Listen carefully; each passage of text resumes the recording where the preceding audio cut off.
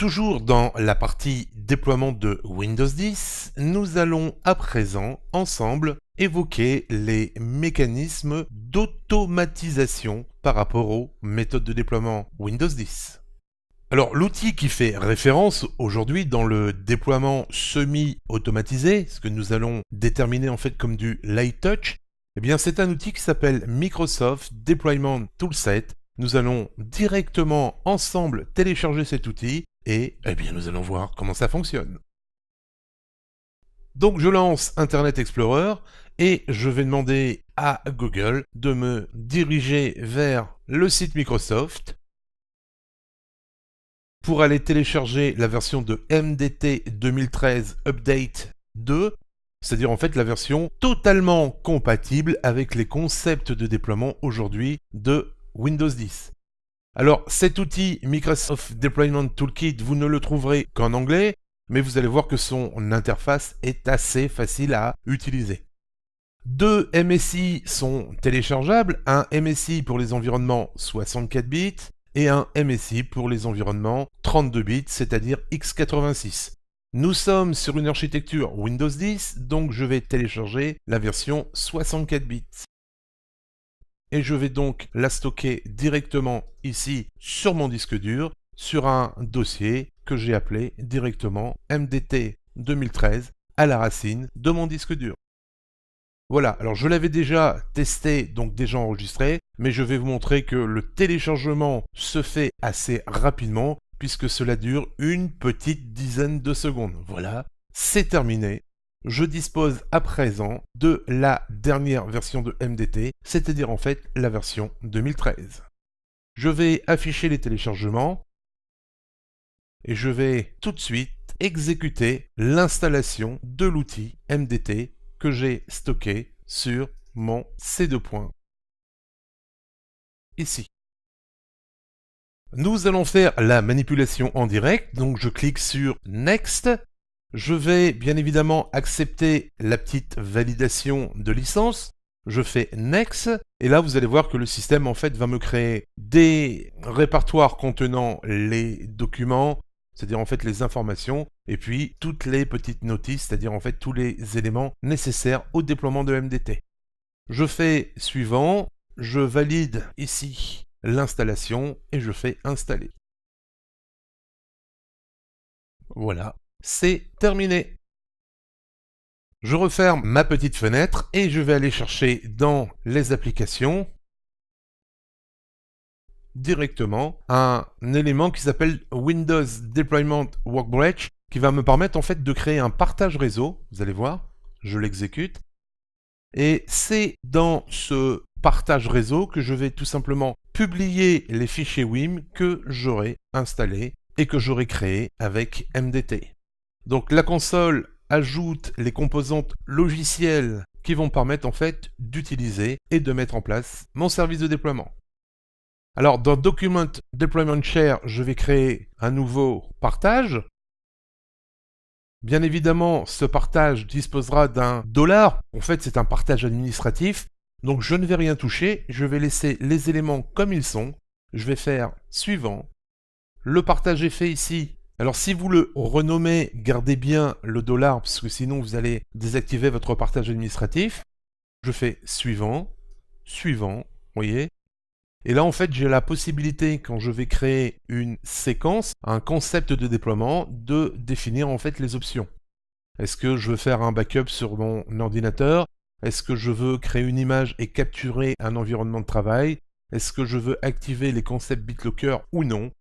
Alors moi je vais laisser les informations par défaut, c'est tout simplement en fait des déclencheurs qui me permettront d'avoir telle ou telle fonctionnalité. Je fais suivant, j'ai un petit récapitulatif, je fais suivant, et là en fait vous allez voir que à partir de maintenant, je vais tout simplement pouvoir, dans mon deployment share, créer une séquence de déploiement. Dans cette séquence de déploiement, je vais pouvoir ajouter des applications, des systèmes d'exploitation, des drivers, des packages spécifiques, et puis après en fait ce que je vais faire, après avoir préchargé ces éléments, je vais créer une séquence d'installation, une task séquence, et pouvoir en fait créer un fichier WIM à façon que j'aurai customisé pour pouvoir mettre en place ce fichier Vim dans mon serveur WDS. On va directement ici installer une image, donc je vais faire importer une image. Cette image, je peux aller la chercher de différentes façons. Soit je dispose d'un Vim, soit je vais chercher cette image sur mon serveur WDS existant, ou alors je peux tout simplement aller chercher les sources sur un CD. C'est ce que nous allons faire pour cette petite manipulation. Je vais faire Next, et il faut uniquement indiquer en fait au système MDT où se trouvent les sources d'installation. Donc moi j'ai mon CD-ROM, je fais OK, Next. Le système a reconnu mon Windows 10 et je fais Next. Et voilà, je suis tout simplement en train de créer du provisioning, d'approvisionner en fait mon système MDT pour faire du déploiement. Le système copie les fichiers d'installation nécessaires au déploiement. Voilà qui est presque terminé. C'est assez rapide. Voilà, copie les fichiers d'installation et c'est fini. Alors, je referme ce petit assistant, je clique sur Finish, et vous voyez en fait que mon image a bien été copiée, en fait, elle est bien intégrée dans mon MDT. Alors ensuite, je pourrais rajouter des drivers, je pourrais rajouter plein de petites choses, mais je vais vous montrer comment finaliser l'opération. Donc ensuite, ici, il suffit d'aller sur la mise en place d'une task séquence, donc je vais créer une nouvelle task séquence. Alors je vais lui donner un petit nom. Je vais bien évidemment pouvoir définir aussi un ID sur cette task séquence. Donc un numéro de task séquence, on va mettre 007. Et je vais faire Next pour fédérer en fait le type de task séquence. Alors, on a plusieurs catégories. Je vais prendre en fait une task séquence de base pour faire quelque chose d'assez pratique et d'assez rapide. Je sélectionne le système d'exploitation. Je fais Next et je valide. Alors je fais suivant puisque je ne vais pas mettre de numéro de licence. La séquence de tâches s'appellera Philippe et organisation, je vais mettre perso puisque c'est une organisation personnelle. Je fais Next. On pourrait rajouter le mot de passe de l'administrateur, je ne vais pas le mettre pour l'instant. Je fais Next et le système, bien évidemment, m'oblige à mettre un mot de passe, donc je vais en mettre un, minimum 4 ou 5 caractères. Voilà, je fais suivant, terminé, et je crée en fait mon provisioning. Je vais faire un clic avec le bouton droit sur ma task séquence et vous montrer qu'ici, bien évidemment, on peut modifier 2-3 petits éléments. On va pouvoir en fait, vous voyez, identifier ce que nous allons définir comme environnement de déploiement. Une fois que vous avez validé les éléments, eh bien vous n'avez plus qu'à produire votre concept de déploiement, déploiement de chair, et de faire ici, vous voyez, update, c'est-à-dire mettre en place le concept et de créer l'image pour votre déploiement. Donc là, ça va prendre quelques petites secondes. Voilà, ça démarre. On voit bien que le système génère l'image automatiquement, donc on va le laisser faire. Le système est en train de monter le fichier Vim et d'apporter en fait les éléments de modification. Le système est en train de monter et de créer le fichier ISO que nous allons récupérer directement, vous allez voir, dans un répertoire spécifique qui est le partage que nous avons créé tout à l'heure. MDT est en train de finaliser l'écriture de notre fichier Vim. Bien évidemment, nous n'avons pas fait énormément de modifications, mais je pense que vous l'avez compris. Avec un outil comme MDT, nous pourrions nous créer nos propres fichiers Vim d'installation, implémenter une séquence de tâches beaucoup plus personnalisée. L'idée est de faire un tour d'horizon des différentes méthodes et mécanismes de déploiement. Voilà, le système est en train d'ajouter, vous voyez ici, les composantes, et en fait de finaliser la mise en place de notre fichier Vim.